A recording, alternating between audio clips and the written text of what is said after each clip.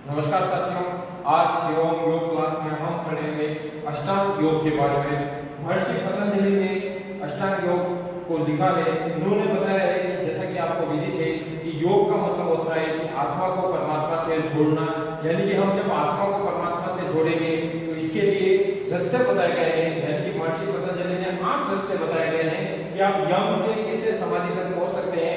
उसमें सबसे पहला जो है वो है यम, फिर उसके बाद आता है नियम, आसन, प्राणायाम, प्रत्याहार, धारणा, ध्यान, समाधि। लेकिन आजकल हम क्या करते हैं कि सीधे आसन से हम शुरू करते हैं, यानी कि बिना यम और नियम का पालन किए ही हम आसन पे शुरू हो जाते हैं, जो कि हमारा सार्थक नहीं हो पाता है।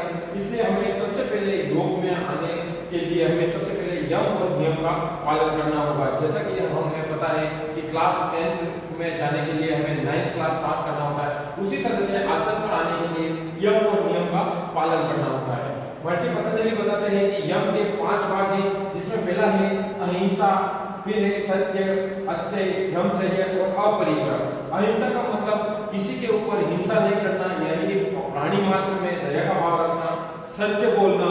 अस्तेय यानी कि चोरी नहीं करना, किसी भी तरह की जो चोरी होती है वो हमें नहीं करनी है। ब्रह्मचर्य का पालन करना और अपरिग्रह। इसी तरह से नियम के भी 5 भाग बताए गए, जिसमें सबसे पहला है सोच यानी कि अपने शरीर को शुद्ध रखना, यानी कि स्नान करना, किसी भी तरह का जो अपने शरीर का अपशिष्ट पदार्थ जो होते हैं, अपशिष्ट चीजें उनको नहीं रखना है, यानी कि शरीर का शुद्धिकरण करना।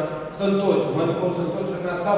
तप यानी कि हमें आसन करने पड़े, यानी कि हमें जिसको बोलते हैं, यानी कि संघर्ष वो।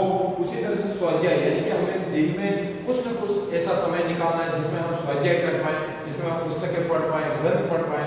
इसी तरह से फिर आता है ईश्वर प्राणिधान। ईश्वर प्राणिधान का मतलब होता है कि ईश्वर के प्रति हमें आस्था रखते हुए ईश्वर की उपासना करना। जब ये 2 चीजें जब फाइनली हमारे से हो जाती है, यम और नियम, इसके 5 भाग जब हो जाते हैं, उसके बाद आता है हमारा आसन। तो हमारे शास्त्र में घेरड़ संहिता में 32 आसन बताए गए हैं और हठ योग दीपिका में 15 आसन बताए गए हैं। इन आसनों का हमें अभ्यास करना चाहिए। इसके अतिरिक्त भी बहुत सारे आसन होते हैं, लेकिन हमारे शास्त्रों में 32 और 15 का जो रेशो बताया गया है, इन आसनों को बताया गया है।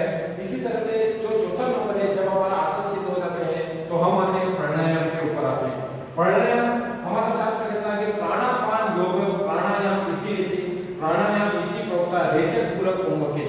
इसका मतलब ये होता है कि जब हम सांस लेते हैं और छोड़ते हैं, ये तो सामान्यतया हर एक प्राणी करता है, जीव मात्र करता है, लेकिन हमें क्या करना है, कुंभक लगाना है। कुंभक का मतलब होता है कि रोकना। रेचक पूरक कुंभक, कुंभक का मतलब होता है रोकना, यानी कि एक तो हम सांस अंदर भर के रोक सकते हैं और दूसरा हम सांस बाहर निकाल के रोक सकते हैं। जब तक हम किसी प्राणायाम में कुंभक नहीं लगाएंगे तब तक हमारा कोई भी प्राणायाम सार्थक नहीं है। जैसा कि हमारे शास्त्र में बताया गया है कि रेचक पूरक कुंभके इति प्रोक्ता, यानी कि कुंभक लगाना ही हमारा प्राणायाम कहलाता है। उसके बाद आता है प्रत्याहार। प्रत्याहार 5वें नंबर का आता है।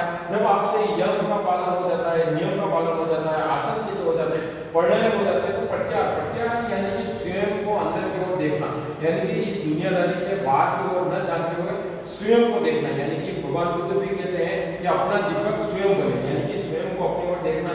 जब ये स्थिति जब आप में आ जाती है तो उसके बाद 3 जो पार्ट है वो अध्यात्म के पार्ट है। उसमें आता है धारणा, ध्यान, समाधि, यानी कि किसी एक बिंदु पे, किसी एक वस्तु पे अपनी धारणा को केंद्रित करना, उसी का ध्यान करना। यानी कि यदि ईश्वर का नाम ओम है तो ओम के ऊपर हम पूरा ध्यान केंद्रित करेंगे और उसी ओम का उच्चारण करेंगे और उसी ओम के ऊपर हम नियमित रूप से ध्यान का अभ्यास करेंगे। और धीरे धीरे जब हमारे से यम, नियम, आसन, प्राणायाम, प्रत्याहार, धारणा और ध्यान का अभ्यास हो जाता है तो हम धीरे धीरे समाधि की ओर पहुंचते हैं। तो इस प्रकार अष्टांग योग में जो 8 भाग जो बताए गए हैं कि इनको हम रास्ते बोल सकते हैं कि यम से हमें शुरू करते हुए कैसे हम समाधि तक पहुंच सकते हैं। यदि इन रास्तों का पालना यदि हम करते हैं महर्षि पतंजलि के अनुसार, तो निश्चित रूप से हमारा योग सार्थक हो जाता है। तो जैसे कि आज हमने अष्टांग योग के बारे में पढ़ा, नेक्स्ट क्लास में और फिर से कुछ नई जानकारी लेके आएंगे। सभी को